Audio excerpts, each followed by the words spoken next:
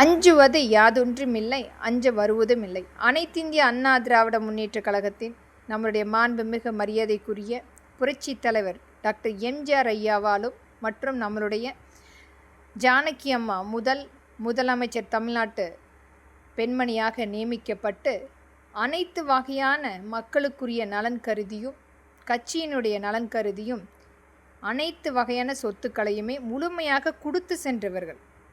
அவருடைய வழி வந்த தொண்டர்களாக நியமிக்கப்பட்ட நம்மளுடைய புரட்சி தலைவி அம்மா அவருக்கடுத்து இன்றைக்கு நம்மை வழிநடத்தக்கூடிய மாண்புமிகு எடப்பாடியுடைய தலைமை ஒரு முழுமையாக ஒரு சாதாரணமான ஒரு குடும்பத்திலிருந்து வந்தால் கூட முதலமைச்சராக அமர முடியும் என்பதற்குரிய சான்று இன்றைக்கு நம் தலைமையை நாம் பார்த்து கொண்டிருக்கிறோம். என்னுடைய தலைமை என்பது நம்மளுடைய மரியாதைக்குரிய மாண்புமிகு புரட்சி தலைவர் டாக்டர் எம்ஜிஆர் ஐயாவும் மரியாதைக்குரிய ஜானகி அம்மாவுடைய தலைமை ஏற்று இன்றைக்கு என்னுடைய ஆசானாக என்னை வழிநடத்தக்கூடிய ஒரு நல்ல மனிதர் நம்மளுடைய மாண்புமிகு எடப்பாடியாவுடைய தலைமையை ஏற்று அவருடைய ஒரு கடினமான காலகட்டத்தையும் கூட எவ்வாறு அவர் நகர்த்தி செல்கின்றார், சட்டமன்றத்தில் அவரை எந்த அளவுக்கு மன உளைச்சலை ஏற்படுத்தினார்கள், இன்றைக்கு ஒவ்வொரு இடத்திலுமே அவர் நமக்கு கற்பித்து செல்லக்கூடிய பாடம் என்பது ஒரு கடினமான காலம் கட்டமாக இருந்தாலும் இயல்பாக எடுத்து வழி நடத்த வேண்டும்,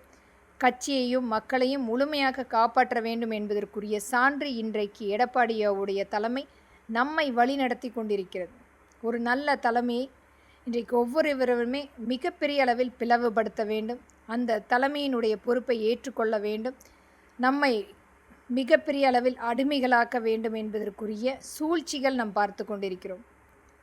நம்மளுடைய கட்சியை முழுமையாக பிளவுபடுத்தி இவர்களுடைய கட்சியை மிகப்பெரிய அளவில் ஒரு கட்டமைப்புக்குள் ஏற்படுத்த வேண்டும் என்பதற்குரிய குதிரை பேரம் பேசிய அனைத்துமே நாம் பார்த்து கொண்டிருக்கிறோம். அனைத்தையுமே சமாளித்து இன்றைக்கு ஒரு ஒற்றை தலைமையை எடுத்து வழிநடத்தக்கூடிய திறமை என்பது நம்முடைய எடப்பாடியோடைய தலைமை நாம் பார்த்து கொண்டிருக்கிறோம். இந்த வகையில் எனக்கும் கண்டிப்பாக நம்மளுடைய தலைமையை ஏற்று வழிநடத்தக்கூடிய பண்பை அந்த ஆண்டவனும் அந்த கட்சியும் எனக்கு கொடுக்க வேண்டும். ஒரு நல்ல தலைவியாக என்னுடைய முன்னுதாரணம் கண்டிப்பாக நம்மளுடைய மாண்புமிகு புரட்சி தலைவரை போல மக்களிடத்தில் அவரை விட ஒரு 10 மடங்கு மக்களிடத்தில் நம்பிக்கையை ஏற்படுத்த வேண்டும். அது மட்டுமே ஒரு மிகப்பெரிய கொள்கை நோக்கோடு நான் கற்றுக்கொண்டிருக்கின்றேன். ஒரு கடினமான காலகட்டமாக இருந்தாலும் அதிலும் மீண்டெழுந்து வர வேண்டும்.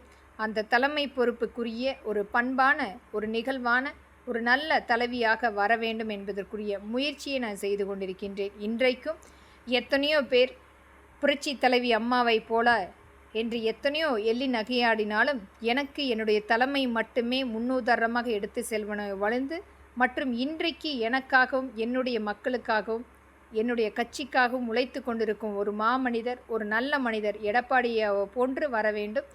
அவரை போன்று அனைத்துமே சமாளித்து ஒரு கடினமான காலகட்டத்தில் தோல்வி என்பது நிலையல்ல என்பதை சான்றளிக்கக்கூடிய ஒரு நல்ல மனிதர்.